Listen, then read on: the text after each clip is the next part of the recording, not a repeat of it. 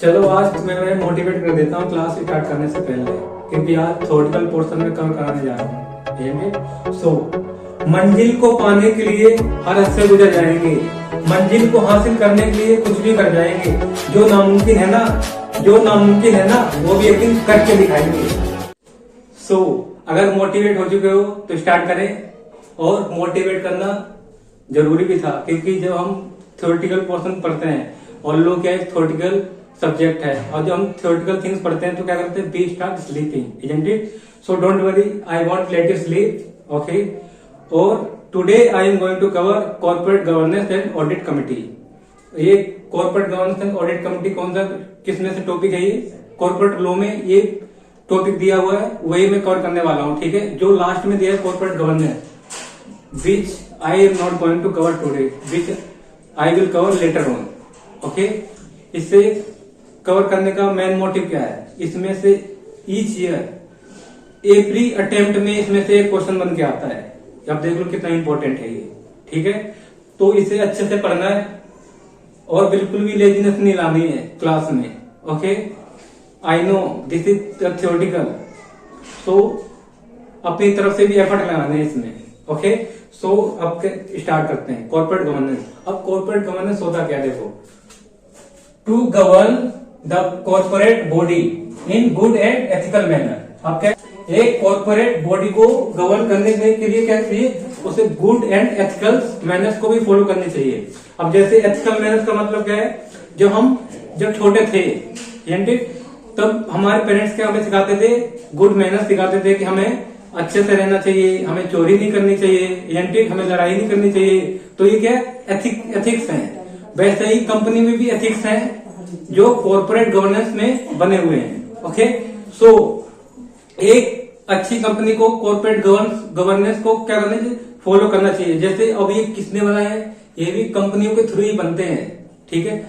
कुमार मंगलम बिरला, इन्होंने बहुत हेल्प की है कॉर्पोरेट गवर्नेंस को बनाने में, ओके। अब जैसे इन्हें बड़ी बड़ी ऑर्गेनाइजेशन कंपनियां हैं, वो क्या करती हैं, डिस्क्लोजर्स भी लाती हैं। अब जैसे क्या हो गया, टाटा, रिलायंस, ओके। तो ये क्या है, ये डिस्क्लोजर्स भी लाती हैं और क्या करते हैं, और इन्हें हेल्प करते हैं, कॉर्पोरेट गवर्नेंस बनाने में भी हेल्प करती है कंपनी। ये सब कंपनियों को देख के ही कॉर्पोरेट गवर्नेंस को बनाया गया है, इजंट इट? ओके। अब देखो, अब ये कॉर्पोरेट गवर्नेंस 3 प्रिंसिपल पर बेस्ड है, ठीक है। अब उसमें देखो कौन कौन से प्रिंसिपल्स हैं। नंबर 1 है ट्रांसपेरेंसी। अब ट्रांसपेरेंसी का मतलब क्या है, क्या लिखा है, डोंट हाइड गिव डिस्क्लोजर। कुछ भी हाइड नहीं करना, जो भी कंपनी में हो रहा है सब कुछ उसका डिस्क्लोजर देना, ठीक है। और क्या लिखा है, to understand the truth easily. और जो भी कंपनी के अंदर हो रहा है, कॉर्पोरेट के अंदर हो रहा है, उसे शेयर होल्डर्स और अदर्स क्या कर सकें, इजिली समझ सके, ठीक है।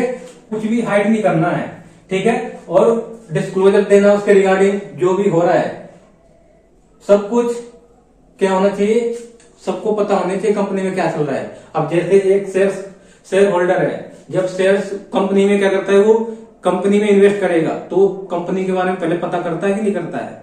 तो क्या उसी तरह कंपनी को क्या डिस्क्लोजर देना चाहिए, ट्रांसपेरेंसी होनी चाहिए, सो दैट उसके जो शेयर होल्डर्स हैं उन्हें इसके बारे में पता चले अच्छी तरह से, ठीक है, कि उसे इसमें इन्वेस्ट करना चाहिए कि नहीं करना चाहिए। तो ये क्या है, तो इसमें कोई भी चीज हाइड नहीं करनी है जो भी उसके अंदर चल रहा है, ओके। अब इसे डिटेल में पढ़ेंगे। और उसके बाद क्या है, अकाउंटेबिलिटी का मतलब क्या है, देखो, अब जैसे अब हम कहीं जाते हैं, जैसे मम्मी हमें भेजती है दुकान पर, भेजती कि नहीं भेजती है, शॉप पर कुछ सामान लेने के लिए, और कुछ पैसे भी देती है सामान के लिए। तो हम क्या करते हैं, जब पैसे मम्मी देते हैं, हम सामान लेके देते हैं मम्मी को, तो हम मम्मी को हिसाब भी देते हैं, है ना। तो ये क्या अकाउंटेबिलिटी है, अकाउंटेबल।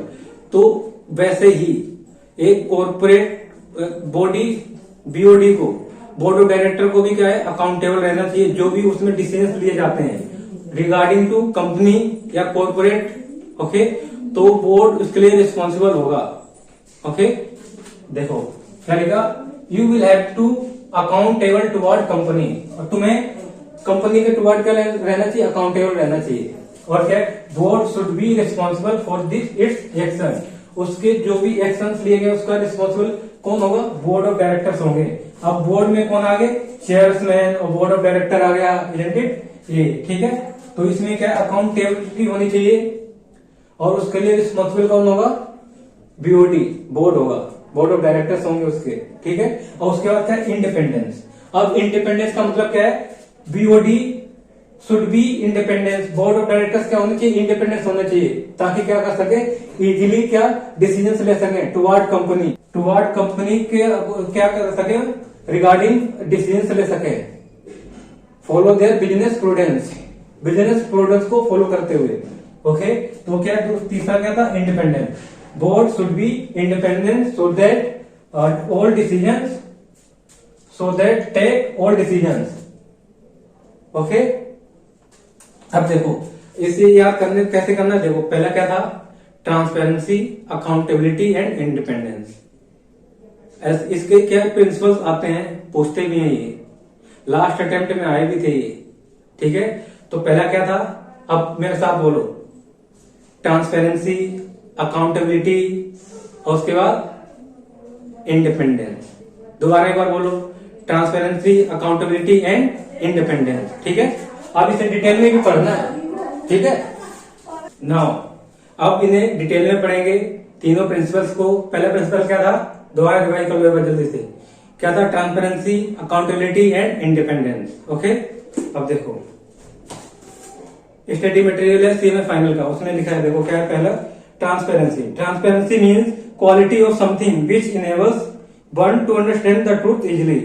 अब ट्रांसपेरेंसी का मतलब क्या बोला, quality of something which enables to understand truth easily, वही समझा था ना मैंने, टू अंडरस्टैंड ट्रूथ इजिली, जो उसके अंदर चल रहा है उसे क्या इजिली क्या कर सके, समझ सके, ओके।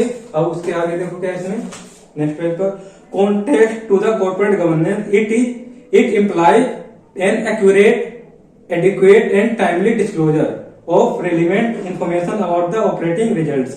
अब क्या ये इम्प्लाई करना है, क्या एक्यूरेट इंफॉर्मेशन देना है, एडिक्वेट और टाइमली डिस्क्लोजर्स भी देते रहना है, किसके रिगार्डिंग, अबाउट ऑपरेटिंग रिजल्ट्स के रिगार्डिंग, जो उसमें रिजल्ट्स निकल के आ रहे हैं, आउटकम्स आ रहे हैं, ठीक है। उसके बाद क्या है, अकाउंटेबिलिटी, नेक्स्ट है accountability, okay. Accountability is a liability to explain the results one decision taken in the interest of others. अब क्या अकाउंटेबिलिटी, लायबिलिटी, ये क्या एक लायबिलिटी है, टू एक्सप्लेन करना results once decision taken in the interest of other, जो इसमें क्या लिए गए, डिसीजन लिए गए in the interest of other के इंटरेस्ट पर, तो उनको क्या है एक्सप्लेन भी करना, ओके। उसके बाद करेगा context of corporate governance, accountability implies responsibility of chairman. अब क्या है, कॉन्टेक्स्ट क्या है इसमें, कॉर्पोरेट गवर्नेंस, अकाउंटेबिलिटी इम्प्लाइज क्या है, रिस्पॉन्सिबिलिटी है किसकी, चेयरमैन की and board of directors and chief executive officer की।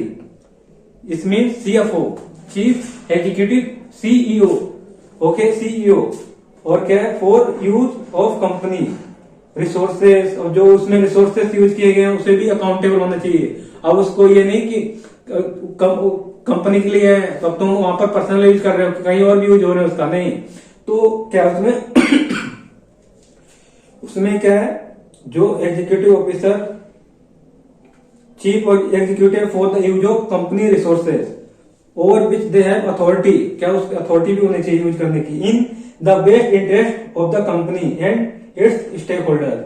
वो किसके, कंपनी के बेस्ट इंटरेस्ट के लिए जो भी रिसोर्सेज अवेलेबल है, सिर्फ कंपनी के बेस्ट इंटरेस्ट के लिए यूज होने चाहिए, और किसके लिए, और स्टेक होल्डर्स के लिए, जो उसके स्टेक होल्डर्स हैं, ठीक है, उनका उससे बेनिफिट होना चाहिए, ठीक है। अब उसके बाद क्या है, इंडिपेंडेंस का मतलब क्या है, देखो corporate governance require independence on the part of top management corporation.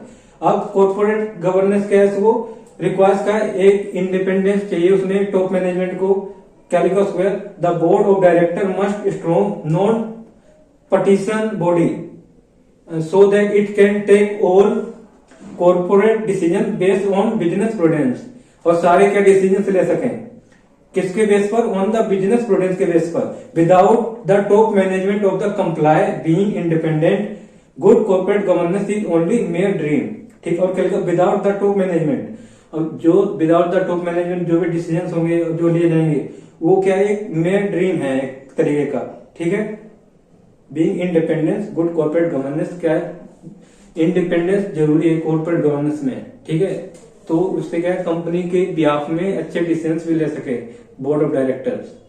अब उसके बाद अब क्या करना है, पहले वीडियो पॉज करो, इसे लिख लो, ठीक है। अब इसमें देखो क्या है, चीफ एग्जीक्यूटिव ऑफिसर भी है,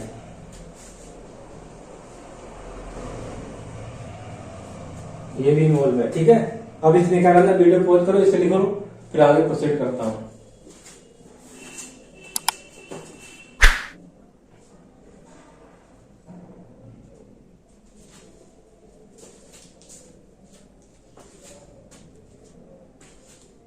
अब क्या देखते हैं, अब देखते हैं नीड्स क्या है, नीड्स तो कॉर्पोरेट गवर्नेंस, नीड क्यों पड़ी कॉर्पोरेट गवर्नेंस की, देखो पहला क्या है, wide spread of shareholders. अब wide spread of shareholders का मतलब क्या है, पहले क्या होता था, जब ये लिस्टेड नहीं होता, क्या था, जब पहले क्या होता था, जब जहां स्टॉक एक्सचेंज में लिस्टेड होती थी वहीं पर ट्रेड होता था, वहीं शेयर होल्डर जाते थे, एजेंट वहीं एजेंट थे, वहीं सेल परचेज होता था, वहीं जाके जहां पर इनका स्टॉक एक्सचेंज है, लाइक क्या BSc, Bombay stock exchange, okay.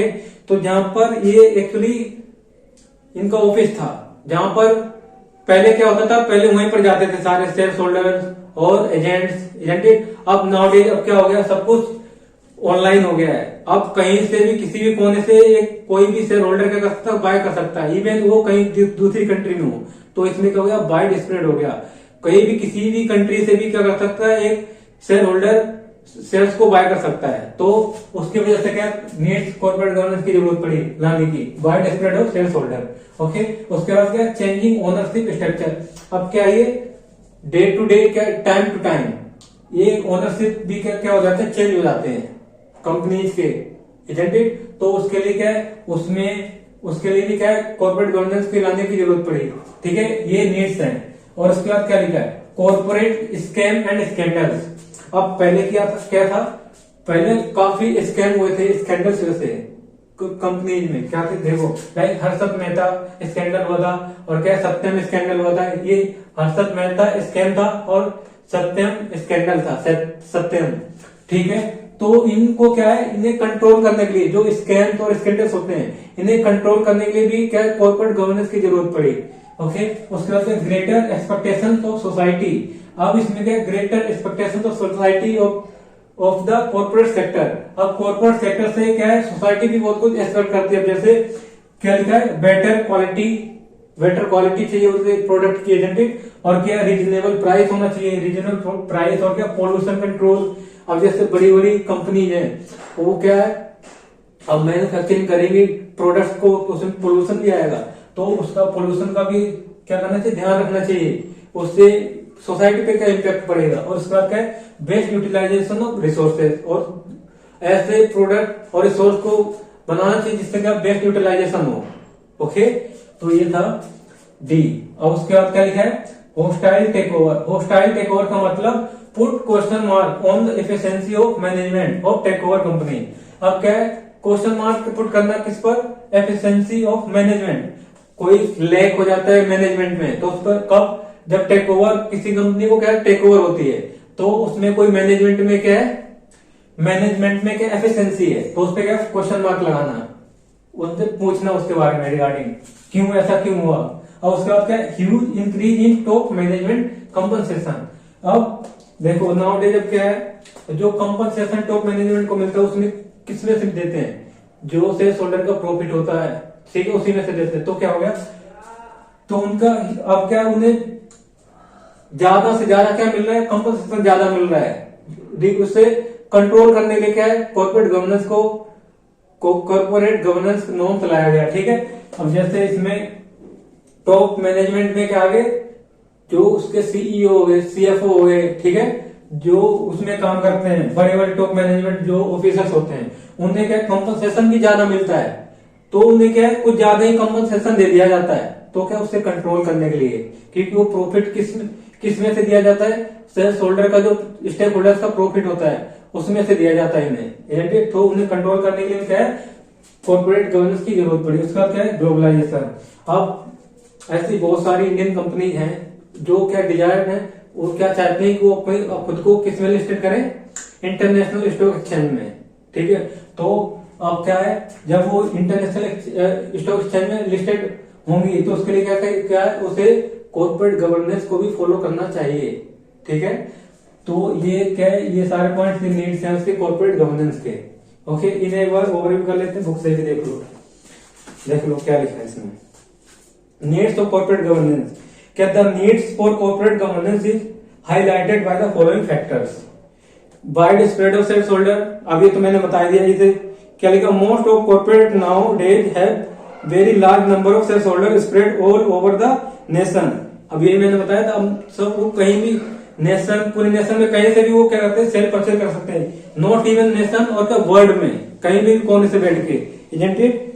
और क्या लिखा, and mutual fund becoming largest share holder, mutual funds क्या बन गए, become largest share holders in the large corporate private sectors. These investors have become the greatest challenge to corporate management, facing the latter to avoid the some established code to corporate governance to the build up its image in society. और क्या, society में उसकी image को क्या करने, continue अच्छी रखने के लिए, ठीक है। और उसके बाद क्या लिखा है, कॉर्पोरेट स्कैम एंड स्कैंडल्स, ये मैंने भी बता दिया, कॉर्पोरेट स्कैम एंड स्कैंडल्स से पढ़ना है। क्या लिखा, corporate scam means fraud, scam और frauds in the recent year the past have taken public confidence in corporate management to overcome the scam like Harshad Mehta and Satyam scandal. It is necessary to have good corporate governance. इसके लिए क्या, अब जो scandals और scams हैं, जो हर्षद मेहता और कौन सा था, हर्षद मेहता स्कैम और सत्यम स्कैंडल, तो इनको क्या करने के लिए, ऐसे अब आगे इन फ्यूचर में कोई स्कैम स्कैंडल्स ना हो तो उन्हें रोकने के लिए क्या है, कॉर्पोरेट गवर्नेंस को लाया गया है, ठीक है। क्या लिखा, the needs of corporate governance is impressive to reviving investor confidence. और उनका जब ये स्कैंडल्स हुए थे तो उसके बाद काफी इन्वेस्टरों ने क्या कर दिया था, उनका कॉन्फिडेंस लो हो गया था, क्योंकि अगर ऐसे चला आता रहा तो क्या है, तो उनके पैसे डूबते रहेंगे, इजंट इट। तो उनके कॉन्फिडेंस को वापस लाने के लिए तो कॉर्पोरेट गवर्नेंस बनाना पड़ा, ठीक है। इन क्या लिखा, in the corporate sector towards the economic development of society. और उसके बाद greater expectation of society of the corporate sector. क्या लिखा, society of today holds greater expectations of the corporate sector in terms of reasonable price, better quality, pollution control, waste utilization of resources to meet social expectations. Okay, is a need for a corporate governance for the best management of company in economy and social terms. अब ये मैंने समझा था ना, इसमें बिल्कुल वही सब कुछ है, टिक टू। और उसका क्या, हॉस्टाइल टेक ओवर्स। इसमें देखो, hostile takeovers over a corporation, क्या लिखा, hostile takeovers of corporation witnessed in several countries put a question mark on the efficiency of management of takeover company.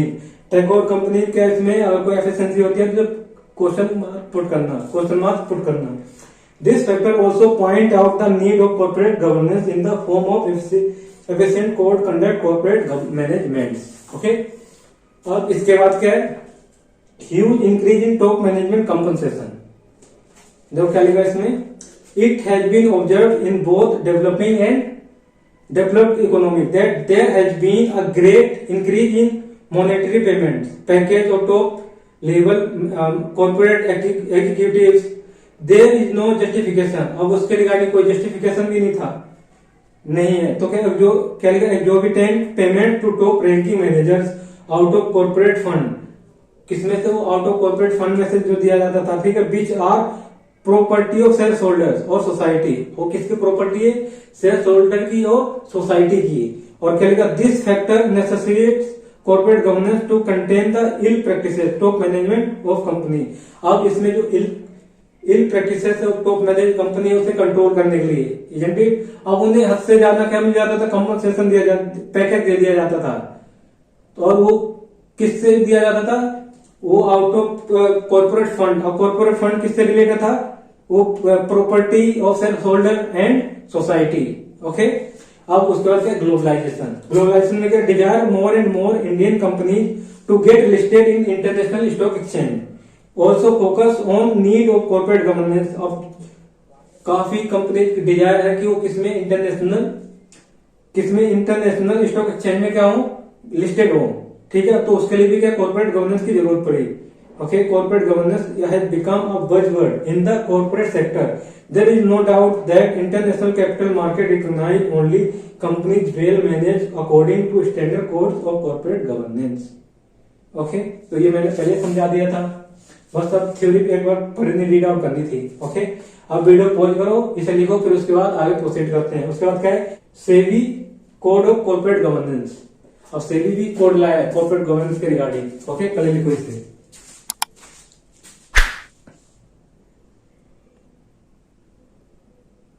Next क्या है, SEBI code of corporate governance. SEBI क्या है SEBI stock exchange board of India, ये भी क्या लाया है, code लाया है कॉर्पोरेट गवर्नेंस के रिगार्डिंग। ओके, जब ये स्कैंडल्स हुए सत्यम और कौन सा हर्षद मेहता का, तो उसके बाद क्या ये भी एक कोड लाया, क्या क्या जब लिस्टेड हो कंपनी किसमें, security exchange board of India में, तो उसे किन किन चीजों का ध्यान रखना चाहिए। ठीक है, अब देखो क्या इसमें, टू क्या promote good corporate governance SEBI constituted committee. अब सेबी क्या लिखा, गुड कॉर्पोरेट गवर्नेंस को प्रमोट करने के लिए सेबी ने क्या कॉन्स्टिट्यूट किया, एक कमिटी कॉन्स्टिट्यूट किया, कमिटी को। ठीक है, कॉर्पोरेट क्या है, on corporate governance under the chairman of Kumar Mangalam Birla.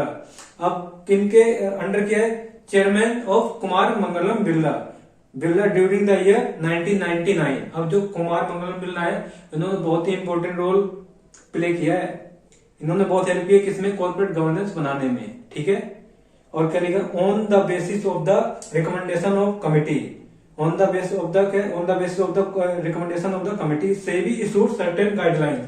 SEBI ने कुछ गाइडलाइन इशू किए हैं on corporate governance which are required to be incorporate in the listing agreement between the company and stock exchange. अब इन्होंने क्या किया, कुछ गाइडलाइन इशू किए किसके, जब वो लिस्टेड होंगी company, between company and stock exchange, कुछ उसमें क्या गाइडलाइंस इशू किए, और उसे गाइडलाइंस को किसकी हेल्प से, कुमार मंगलम बिरला की हेल्प से उन्हें बनाया गया है, और उसने क्या इशू किया है। ठीक है, गाइडलाइंस को। तो अब जो ये कॉर्पोरेट गवर्नेंस है, ये क्या है, बिजनेस जो बड़े टॉप मैनेजमेंट, जो बड़े बड़े बिजनेस हैं, उन्हीं को देख के बनाया जाता है। ठीक है, जैसे Reliance, Tata, Birla, Adani power, like this kind of company. Okay, and Mahindra. Okay, so देखो क्या लिखा है इसमें, an overview of SEBI guidelines. क्या उसका सेबी गाइडलाइंस को ओवरव्यू करते हैं, क्या लिखा है, on corporate governance is given below under the following heads. अब क्या लिखा, पहला क्या, board of directors, board of director. ठीक है, पहला क्या है, बोर्ड ऑफ डायरेक्टर, क्या लिखा, the board of director of the company shall है optimum combination of executive director, okay, I mean executive and non executive. अब एग्जीक्यूटिव कौन से होते हैं और नॉन एग्जीक्यूटिव क्या होते हैं, देखो एग्जीक्यूटिव होते हैं जो क्या होते हैं, जो डे टू डे अफेयर्स में इन्वॉल्व होते हैं कंपनी में, वो कौन से होते हैं, एग्जीक्यूटिव होते हैं, उन्हें इंटरनल डायरेक्टर भी कहते हैं। और जो नॉन एग्जीक्यूटिव होते हैं वो क्या होते हैं, वो सिर्फ पार्ट टाइम होते हैं, वो क्या है, सिर्फ किसमें पार्ट में रोल लेते हैं, सिर्फ बोर्ड की मीटिंग्स में आते हैं बस। वो क्या है, उन्हें एक्सपीरियंस होता है।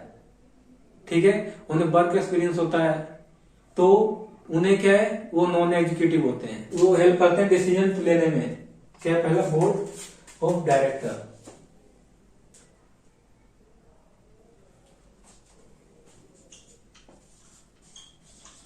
Board of director, board of directors. इसमें क्या है, पहला है ऑप्टिमम कॉम्बिनेशन होता है, optimum combination of executive and non executive directors.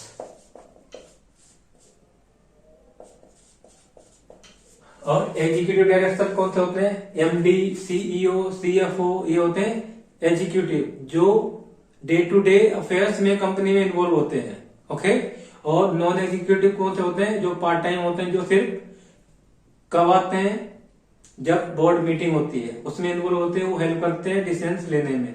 ठीक है, ये हो गया एग्जीक्यूटिव और नॉन एग्जीक्यूटिव। अब क्या लिखा है? The number of independent director would depend on whether chairman executive और नॉन एग्जीक्यूटिव। ठीक है, अब एग्जीक्यूटिव और नॉन एग्जीक्यूटिव तो बताइए दे क्या होता है। अब इसमें देखो, अब इंडिपेंडेंट डायरेक्टर किसके ऊपर बेस्ड होते हैं? इंडिपेंडेंट डायरेक्टर्स किसके, अगर एग्जीक्यूटिव है चेयरमैन या नॉन एग्जीक्यूटिव है। ठीक है, अगर एग्जीक्यूटिव है तो कितने उसमें इंडिपेंडेंट डायरेक्टर्स होने चाहिए? अगर है नॉन एग्जीक्यूटिव है तो उसमें कितने इंडिपेंडेंट डायरेक्टर्स होने चाहिए? ठीक है, तो देखो क्या लिखा, इन case of executive chairman at least, अगर क्या है, अगर नॉन एग्जीक्यूटिव चेयरमैन है क्या, इन case of non executive chairman है तो उसमें 1/3 बोर्ड क्या होना चाहिए? Board should B comprise a independent director. अगर चेयरमैन कितने हो, अगर क्या हो, नॉन एग्जीक्यूटिव चेयरमैन है तो उसमें कितने इंडिपेंडेंट डायरेक्टर होने चाहिए? 1/3 ऑफ बोर्ड। जितने बोर्ड में है उसके 1/3 क्या होने चाहिए? Independent directors. और in case of executive director क्या है? इन केस ऑफ एग्जीक्यूटिव है, चेयरमैन क्या है? एग्जीक्यूटिव चेयरमैन है, एग्जीक्यूटिव, तो उस केस में क्या 1/2, उन केस में 1/2 ऑफ बोर्ड क्या होना चाहिए? ये इंडिपेंडेंट डायरेक्टर्स होने चाहिए उसमें। ठीक है, अब देखो क्या है इसमें,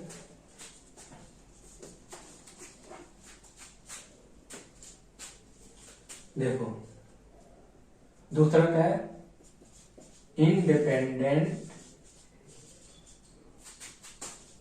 डायरेक्टर्स डिपेंड्स ऑन, किस पर डिपेंड्स है?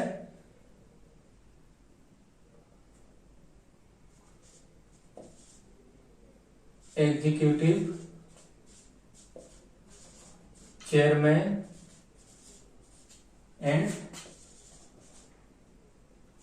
Non executive chairman. अब क्या इसमें देखो, इन केस ऑफ नॉन एग्जीक्यूटिव, यह है executive, okay, chairman, in that case 1/3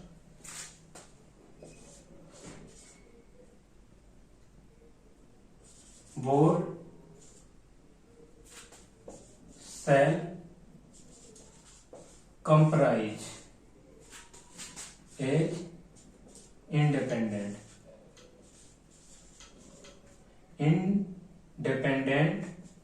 director.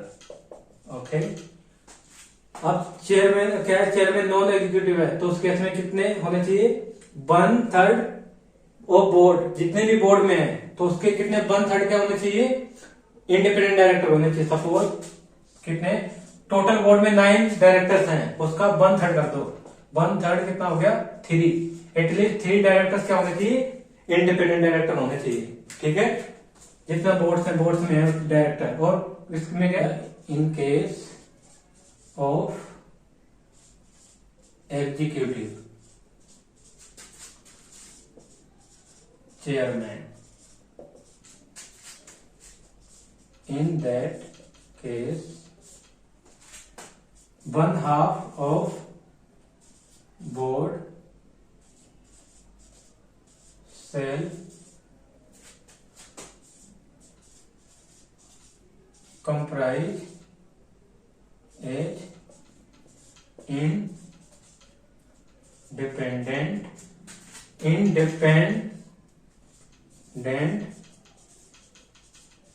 Director.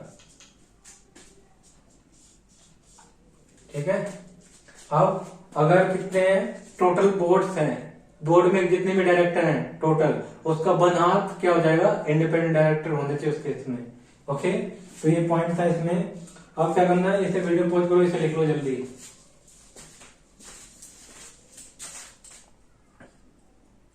अब देखो बोर्ड ऑफ डायरेक्टर हो गया, क्या था बोर्ड ऑफ डायरेक्टर में, ऑप्टिमम कॉम्बिनेशन होना चाहिए किसका, executive and non executive director का, ठीक है। इंडिपेंडेंट डायरेक्टर किस पर डिपेंड है, चेयरमैन कैसा होना चाहिए, वेदर अगर चेयरमैन क्या है, एग्जीक्यूटिव है और नॉन एग्जीक्यूटिव है। अगर चेयरमैन नॉन एग्जीक्यूटिव है तो कितने, 1/3 of board shall be comprise as independent director, और in case of executive chairman then 1/2 board क्या होना चाहिए, as a comprise independent director. Okay, अब इसके बाद क्या लिखा है, देखो इसके बाद लिखा है ऑडिट कमिटी। ऑडिट कमिटी में क्या लिखा है, the company shall form an independent audit committee whose constitution would at, क्या लिखो, would be as follow, constitute करनी है, और उसका क्या है प्रोसीजर, क्या एज फॉलो, क्या उसमें कितने, it shall have minimum 3 member, minimum कितने 3 मेंबर, मिनिमम 3 मेंबर्स होने चाहिए ऑडिट कमिटी में, मिनिमम कितना होना चाहिए 3 मेंबर्स, ठीक है। बीइंग नॉन एग्जीक्यूटिव डायरेक्टर, उसमें ऑल क्या होने चाहिए, ऑल नॉन एग्जीक्यूटिव डायरेक्टर्स होने चाहिए, क्या लिखा, all being non executive directors with the majority of the being independent director, उसमें इंडिपेंडेंट डायरेक्टर भी होना चाहिए, और क्या लिखा, and at least 1 director having knowledge of financial and accounting knowledge, उसमें और एक डायरेक्टर की क्या होनी चाहिए, फाइनेंशियल और अकाउंटिंग नॉलेज भी होनी चाहिए। फर्स्ट क्या इसमें देखो, इसमें क्या होना चाहिए, मिनिमम कितना 8,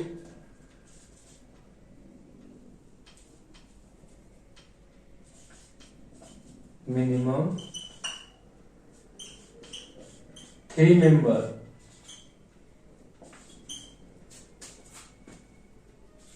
ओके, और उसमें भी क्या है, ऑल बीइंग क्या होना चाहिए, नॉन एग्जीक्यूटिव होने चाहिए, नॉन एग्जीक्यूटिव डायरेक्टर्स,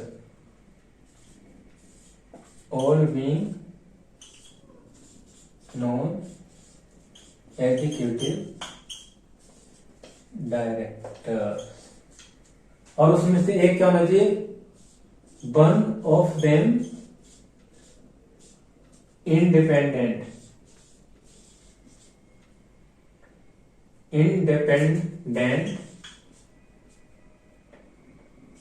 डायरेक्टर, उसमें से एक क्या होना चाहिए, इंडिपेंडेंट डायरेक्टर, ठीक है।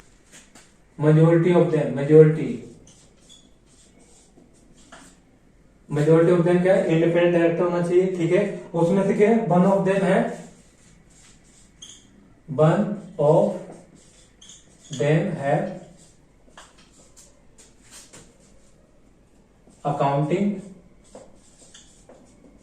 Accounting and financial knowledge,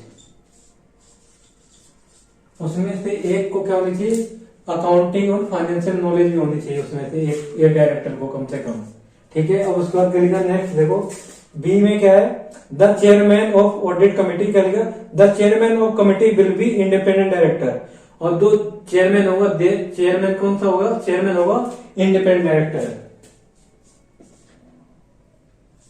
chairman will be independent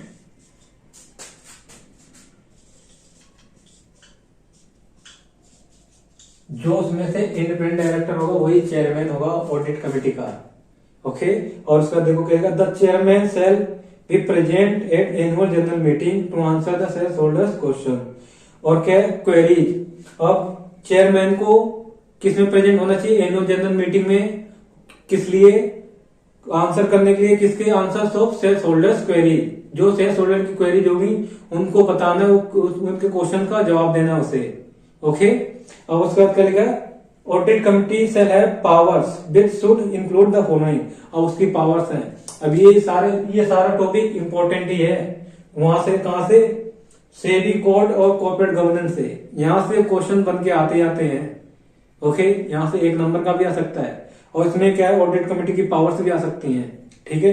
अब पावर्स में क्या लिखा, देखो the audit committee shall have powers which should include the following, powers का क्या है, to investigate any activity within the terms of reference, कभी भी क्या कर सकता है, इन्वेस्टिगेट कर सकता है, और किसी भी एम्प्लॉय से इंफॉर्मेशन ले सकता है एट एनी टाइम, क्या लिखा है, एनी एम्प्लॉय, क्या लिखा, seek information from any employee, किसी भी एम्प्लॉय से क्या ले सकता है, इंफॉर्मेशन ले सकता है रिगार्डिंग देयर मैनेजमेंट, क्या चल रहा है वहां पर, okay.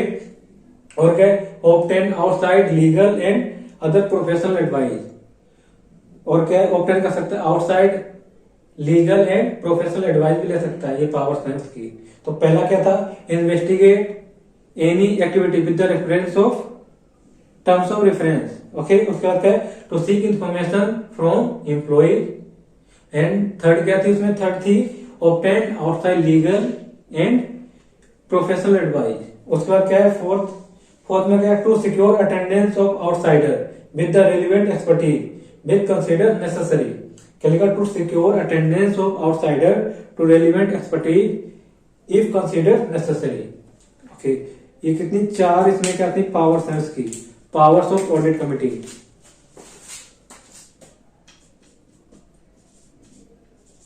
Powers of audit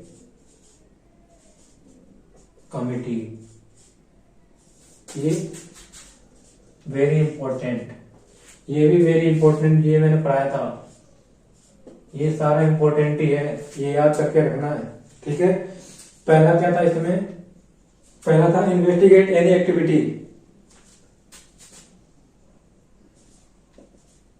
investigate any activity, ठीक है।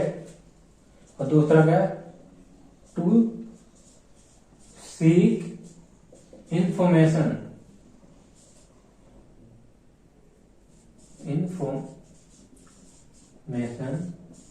From employee,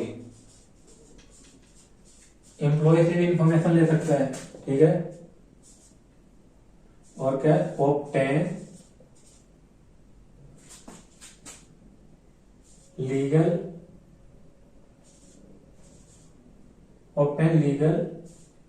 and professional advice from outsider, okay. ये है आउटसाइडर, आउटसाइडर से क्या है, लीगल एंड प्रोफेशनल एडवाइस भी ले सकता है ये। और फोर्थ में क्या था,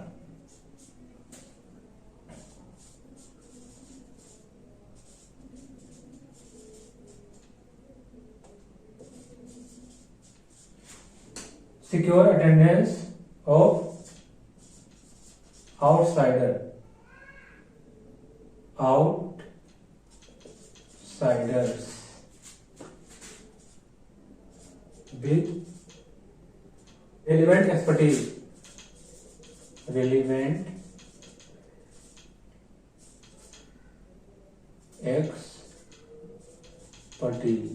ओके।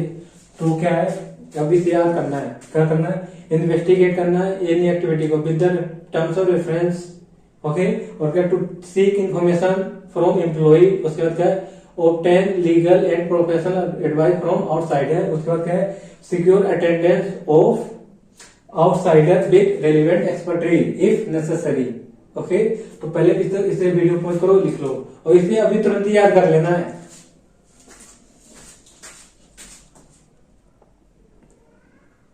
नाउ आप क्या पढ़ेंगे, उसके रोल्स क्या है, ऑडिट कमेटी की रोल्स, ठीक है। इससे पहले क्या पढ़े थे, पावर्स, ऑडिट कमेटी की पावर्स क्या है, अब रोल्स देखो क्या लिखा है, रोल्स ऑफ ऑडिट कमेटी, ये भी इंपॉर्टेंट है, ओके।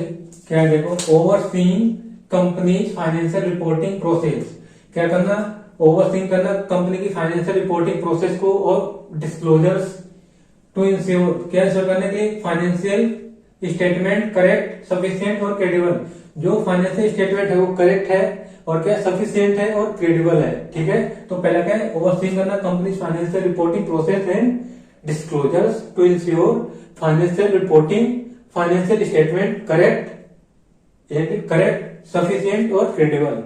और दूसरा क्या है, रिकमेंड करना है, और उसकी क्या है, ऑडिट कमेटी का रोल क्या है, रिकमेंड करना appointment and removal of external auditor, external auditor को क्या करना, रिमूव करना, और अपॉइंट करने के लिए क्या करना, रिकमेंडेशन देना, ठीक है। तो दूसरा क्या रोल है, रिकमेंड करना, appointment of appointment and removal of external auditor. उसके बाद क्या है, डिस्कस करना with external auditor, external auditor के साथ डिस्कस करना बिफोर कमेंस ऑडिट।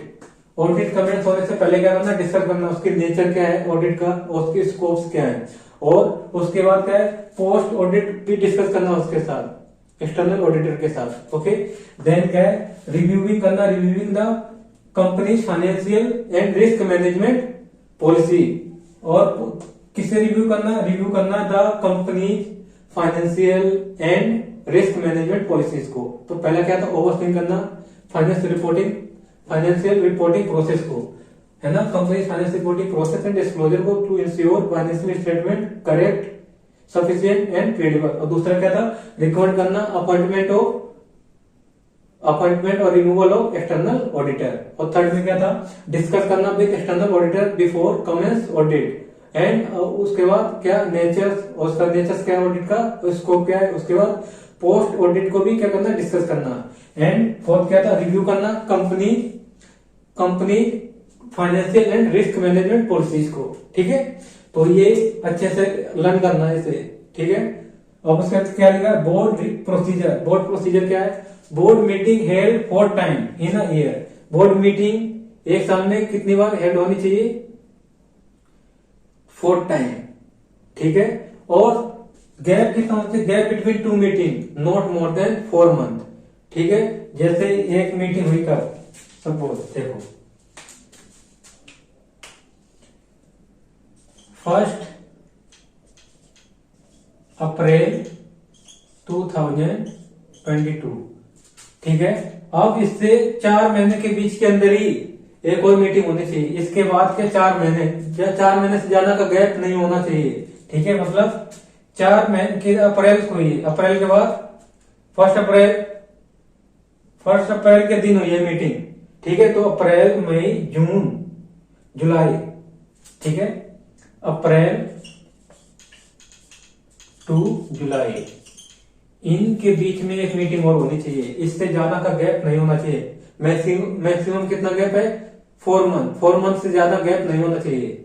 ठीक है, मिनिमम तुम चाहे 1 महीने बाद ही कर लो, लेकिन कितनी होनी चाहिए, 4 मीटिंग एक साल में कम से कम। ठीक है, और उसके बाद क्या लिखा, रिपोर्ट ऑफ कॉर्पोरेट गवर्नेंस। अभी क्या है, कॉर्पोरेट गवर्नेंस की रिपोर्ट भी बनानी है। ये एनुअल रिपोर्ट बनाई जाती है। अब देखो, ये कॉर्पोरेट गवर्नेंस कौन, बड़ी बड़ी कंपनी बनाते हैं रिपोर्ट्स, ये इशू भी करते हैं कॉर्पोरेट गवर्नेंस। क्या इन्होंने रूल्स नॉर्म्स क्या क्या फॉलो किए हैं, इनकी पता है, रिलायंस की इनकी रिपोर्ट कितनी कॉर्पोरेट गवर्नेंस की जाती है, 500 पेजेस की जाती है, 400 पेजेस की, हजार पेजेस में जाती है कॉर्पोरेट गवर्नेंस रिपोर्ट। ओके, और कंप्लायंस। और कंप्लायंस में क्या है, कंपनी को सर्टिफिकेट ऑब्टेन करना है, किससे, ऑडिटर से, कि इन कंपनी ने सारे कंप्लायंस को फॉलो किए हैं जो भी कॉर्पोरेट गवर्नेंस में दिए थे। ठीक है, तो ये था हमारा कॉर्पोरेट गवर्नेंस। ठीक है, अब नेक्स्ट क्लास में क्या डिस्कस करूंगा, ऑडिट कमेटी। ऑडिट कमेटी क्या है, तो इसमें तो सिर्फ इसके क्या है, फॉर्मेशन ऑफ ऑडिट कमेटी था, मतलब ऑडिट कमेटी को क्या करना, कॉन्स्टिट्यूट करना है। 2 चीजें SEBI code of corporate governance में 2 चीजें इन्वॉल्व हुई है, क्या क्या, बोर्ड ऑफ डायरेक्टर्स और ऑडिट कमेटी, isn't it? तो दोनों का डिस्कस हो गया, और इन्हें याद करना है क्योंकि इसमें से एक क्वेश्चन बन के आते ही आता है। आप लास्ट ईयर के जो जितने भी पेपर्स, लास्ट ईयर के जितने भी पेपर्स हैं आप उठा के देख लो, उसमें एक क्वेश्चन यहाँ इस टॉपिक से मिलेगा, इसलिए मैंने पहले इस टॉपिक को पिक किया है। ओके, इसके बाद नेक्स्ट क्लास में ऑडिट कमेटी कराऊंगा। अब वीडियो पॉज करो, इसे लिख लो।